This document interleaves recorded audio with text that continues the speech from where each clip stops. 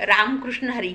आपण जी आपल्याकडं एनर्जी असते, निगेटिव्ह एनर्जी, पॉझिटिव्ह एनर्जी, जशी आपण ती बाहेर फेकतो त्याच पद्धतीनं ती आपल्याकडं परत येत असते. मग आपण जर चांगलं वागलो, चांगलं राहिलो, आपले जर विचार चांगले असतील तर त्याचं फळ निश्चितपणे आपल्याला चांगलं भेटणार. हे कुठल्या देवाकडं मागायची गरज नाही, कुणाला भीक मागायची गरज नाही.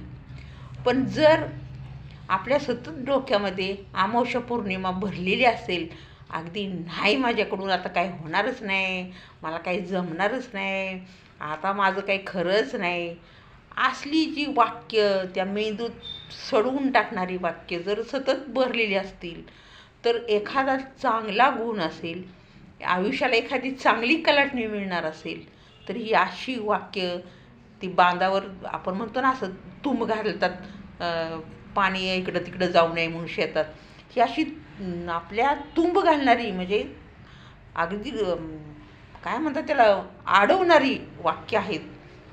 प्रत्येक माणूस आईच्या पोटातनं शिकून येतं का हो? कोणच येत नाही. आणि आपण हे सगळ्यांना ज्ञान फुकटचं वाटत असतो. पण आपण आपले हातपाय हलवायला शिकल्यावरती कमी जास्त होतं की हो, एवढं तेवढं होतं कमी जास्त. एखाद्याकडं 2 बंगले असतील, आपल्याकडं भाड्याचं घर असेल, एखाद्याकडं 10-20 तोळं सोनं असेल, आपल्याकडं गुंजभर असेल किंवा नसेल. ही आता त्याच्याकडं 10 तोळं सोनं आहे आणि उद्या जर समजा त्याची बायको तुमच्याकडं त्या आली आणि म्हणली की माझ्याकडं 10 तोळे सोनं आहे. अरे पण ते उपभोगाची वस्तू आहे, हे काही कारणापुरतं आहे. उद्या तुझं सोनं तुझ्या लेकीकडं जाईल, सुनाकडं जाईल किंवा अन्य ठिकाणी जाईल. त्याच्यानंतरचं पुढचा विचार केला तर ते धन हे फिरत राहत असतं, कुणाकडं कायमचं राहिलेलं नाही. 2 एकर जमीन पंजेची होती, पंजेच्या नंतर आली आज्याकडं, आज्याच्या नंतर आली बापाकडं, बापाच्या नंतर आली पोराकडं, पोराच्या नंतर जाईल नातवाकडं, नातवाकडून जाईल खापरतोंड परतोंड त्यांच्याकडं. मालक कोण आहे जमिनीचा? तसं सोन्याचं आहे. आत्ता घातले ना गळ्यात 1 तोळा, हे आत्ता तात्पुरतं एक आपण म्हणतो शायनिंग मारायसाठी किंवा त्याचा उपभोग घेण्यासाठी आपल्या गळ्यामध्ये आहे किंवा हातामध्ये अंगठ्या असतील, काय जे काय असेल ते.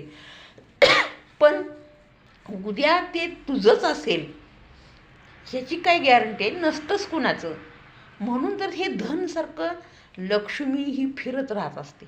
ती चल आहे, चंचल आहे, ती कुणाचंही ऐकत नाही.